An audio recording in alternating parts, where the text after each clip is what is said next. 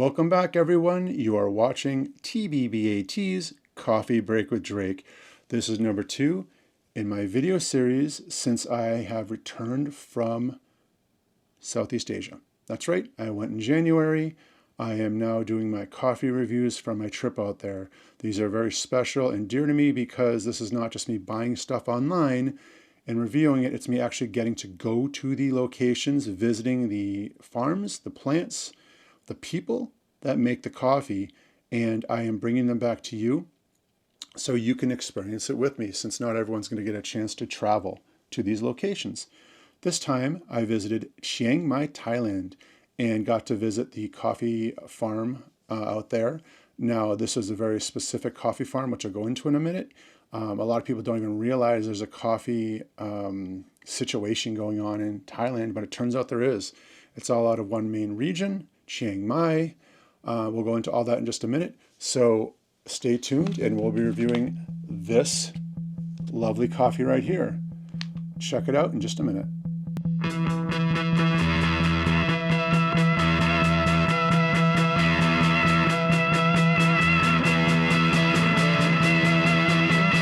One of the nicest things I have found from my time traveling is that there's different locations everywhere you go, in every country you go, that have specialties and things, and there's certain desserts in certain regions and this, that, and the other thing. Some are famous for teas. Well, in Thailand, they're famous for tourism.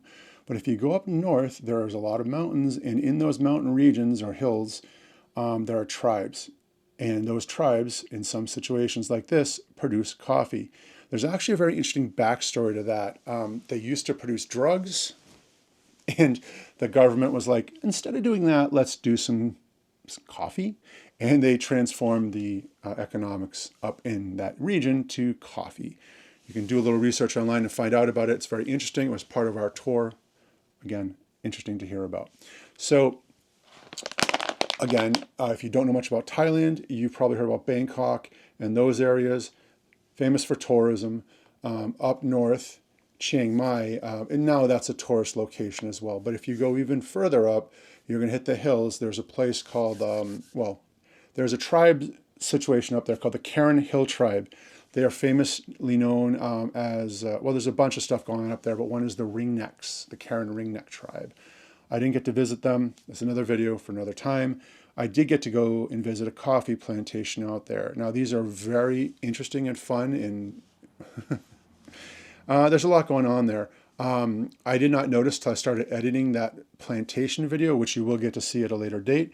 There was a gentleman up front with a big old freaking gun protecting the farm. So I didn't even notice that till I started editing the video. But anyway, this one in particular went to a place called, the name of the farm is irrelevant. It's Grandma Noy's farm. She's the woman that runs the farm. I think she's more of a figurehead than anything, but it's her farm and the workers work for her there. It was an amazing time. Please watch that video when it comes up. You're going to love it. What we're going to be reviewing is this coffee here. Now, it doesn't have a name necessarily. It's produced by Sadet Coffee, and it says here, Thep, Sadet, Chiang Mai, Thailand. Process is washed.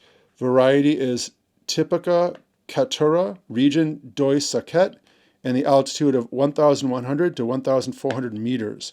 They medium roast it, and the notes are plum, date, brown sugar, total of 200 grams. Now, what I'm going to discuss really quickly is the difference between single source and single origin, because it can get confusing. Very similar, and it's often interchanged, but single origin means it comes from a region, like, and sometimes they'll even go as far as country, but I really think that's a kind of a big misnomer there. Single origin means this region. Now, the distinction being not just one farm, but many farms. Single source means it comes from one farm. And actually, you're not going to really get to see, but I have an example right here. These beans were picked and roasted on Grandma Noy's farm. This is single source. Okay, these beans here were picked and picked from the region where Grandma Noy's farm is, because they do not produce enough beans to make it over here, and there's just not enough, so they have to pull from all the other farmers in the region. So this here is single origin, meaning the other farms have produced in the region and have added to the mix. So they're able to produce more and put out bigger bags. So this is what this is. It's a single origin product. And it's just an interesting little side note there, because when you're getting more and deeper into coffees, it's just something you have to know. And this is a video for another time. I'll go into more depth in a future video where I actually do a little bit about coffee lessons. Saying a coffee's from a country means absolutely nothing. Like, there's all kinds of different regions and flavors in each different country, and you can't just say it. It's like if you say a wine's from France, it doesn't mean anything. The farm the grapes were raised in, and the area and the region really say the story of the coffee. So it's just interesting side notes. These here, like these little guys here, which I'm not going to go into this video here, are single source directly from the farm, and that was super cool to get to do. They packed it and sealed it for us to bring back, and just really cool. One of these is a light roast, and one of these is medium roast. There was a group from China who were super nice, and we got to do two, and we swapped, and I gave them one of mine for one of theirs, so you get to see the really cool handwriting there, and the date. So that was pretty cool to get to do. So let's get into this coffee here. This was from a coffee producer, and they sold it at the end of the coffee tour. We got to go into the coffee shop. It was an amazing experience. Again, when you get a chance, you're going to want to watch that video. It was a lot of fun. So that didn't work. The pull tab just came right off.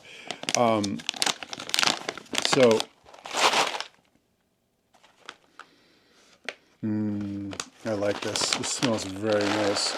And even though it's a medium roast, you can see the light roasting of the beans, not too dark, which is the way I like it. So this will be good coffee. I did get to sample some out there, however, we'll see what it's like here. A quick note on price and also size.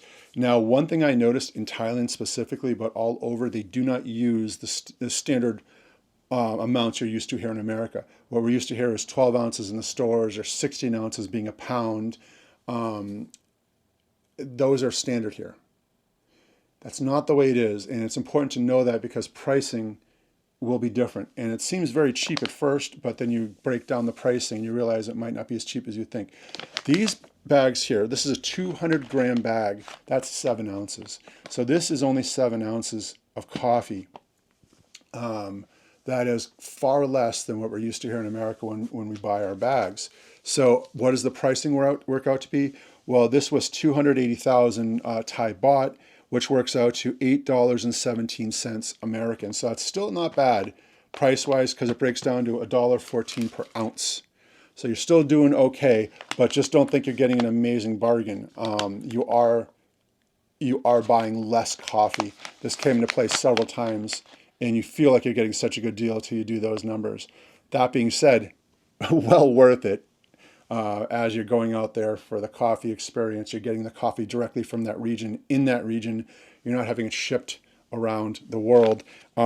This was roasted in January of 2025. It was roasted right when I was there. So it is nice and fresh. And as a matter of fact, when it comes to roasting, there's a lot of different discussions about it, but people believe and feel that it should sit a little bit between the roasting date and the time you actually get to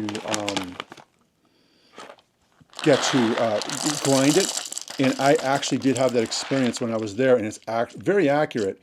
The beans that we roasted there, these beans right here, we got to drink them and try them right there.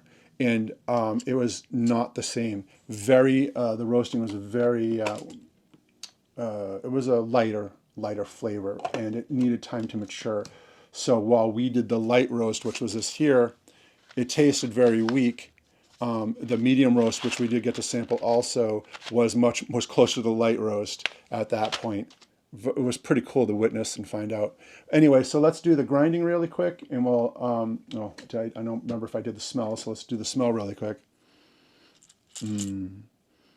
There's a very light smell to this. It's almost like candy. I love it. That's the first time I've ever smelled a coffee that smelled kind of sweet, sweet like candy.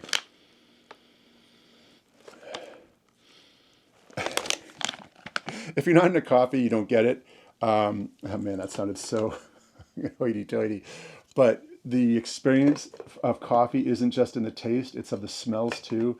And it's just a fun little thing. So let's grind this up. Love that edit. You don't have to listen to that grind, and cuts a little time off the video. So,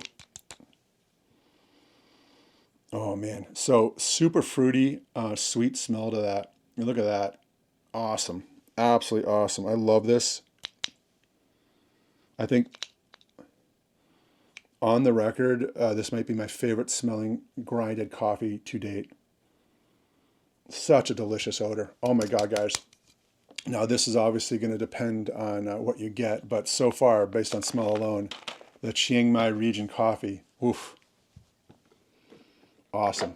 Okay, so let's get this going, and we can have a little bit more discussions as we go. I will fill this up in my Hamilton Beach Flex Brew. Still waiting on Hamilton Beach to kick in some sponsor money, because I mention it all the time, and I absolutely love it. Now, I will get this going, showing off my awesome mug. Always be yourself unless you can be a mermaid, then always be a mermaid. Why not? If you are new to my shows, I love going to thrift shops and finding funky mugs or fun mugs, or finding them online. So we'll let that go. I put 10 ounces of water in here. How much water you put into the coffee can play a huge, huge, huge it plays huge into how it tastes. I cannot stress this enough. You totally change the flavor of the coffee and how rich it is by adding the water. I have found my preference when it comes to coffees is in the 8 to 10 ounce range. It all depends. It totally changes things. I like a light roast in the 8 to 10 ounces of water range. That's my favorite. We'll go into all that stuff later. So let's talk about the coffee and the coffee tour a little bit. This was as small a tour as you can imagine. As far as the farm, it was just so small. It was amazing. Grandma Noi, again, the figurehead of the farm, the owner of the farm, they kind of praise her like, oh, she picks all the beans herself and she raises high the roof beams. It's awesome. It's super cute. And I think it's part of the whole thing. She is very active, though. You do meet her and interact with her and stuff. And she actually cooks your meal when you're there on the tour. Again, watch this video. It's really cool. The meal was amazing. They take you around the farm. You get to see the tour and you get to see the farm. And they actually had two different types of beans. They had the yellow Arabica beans, yellow bourbon beans, which I actually have found and purchased, and I'll do a separate video on that. You're definitely going to want to watch that. And the regular Arabica beans that they grow there, I had no idea they even existed. We got to taste and sample the actual beans. We got to eat them. Very, very cool. We just did another quick edit, so you didn't have to listen to the whole thing. But while I was away, I also did a little grabbing some stuff. First of all, I grabbed this. This is actually that yellow bourbon coffee. Very expensive stuff. But I did grab it and show you this is what it looks like. We'll do a review on that at a later date. The other thing I did was I grabbed some of my the coffee beans themselves that I picked up in Chiang Mai at Grandma Noi's farm. You can see what the actual dried beans look like. They have not been roasted yet. They're yellow and they are all dried out. If you haven't had that experience to see them, it's pretty cool. And just a quick note here, this is what the coffee bean looks like after it's been dried. It still has the outer shell on it. Unfortunately, it has dried out. They couldn't keep them alive for that long. But there is a very thin layer of fruit on them, which is taken off, and depending on the process, we'll go into that in another video. And then the bean, or it's actually a seed underneath. And the last thing I want to show you is this. You might not know it, but coffee beans have butts. See? Look at that he's got a little butt. Look at that, coffee bean butt. Yeah, so you didn't know that, but he's mooning you. There it is. So yeah, I don't know. That was that. So let's get back to it. Let's go to our coffee. We are going to give it another sniff test now that it's been brewed. Cheers.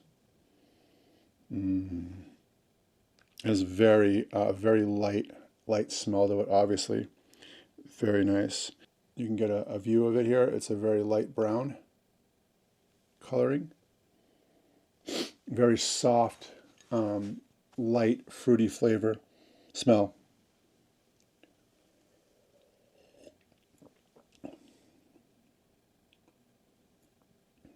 I like it. Very good.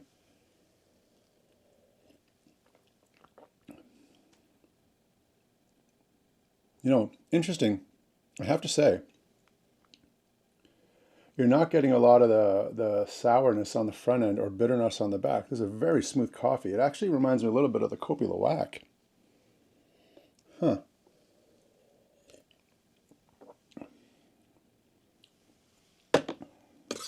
I like it a lot, guys. This might be one of my favorite coffees. Now, the notes say plum, date, and brown sugar. I'm gonna go into this more in another video, but when it comes to the tasting notes you see on this, don't be surprised if you do not actually taste them. The best way to put it is there's wine experts that can go, oh yes, I can taste the dirt that it grew in and the notes of wood and pine and all that other stuff. And most people cannot taste that. Same with coffee.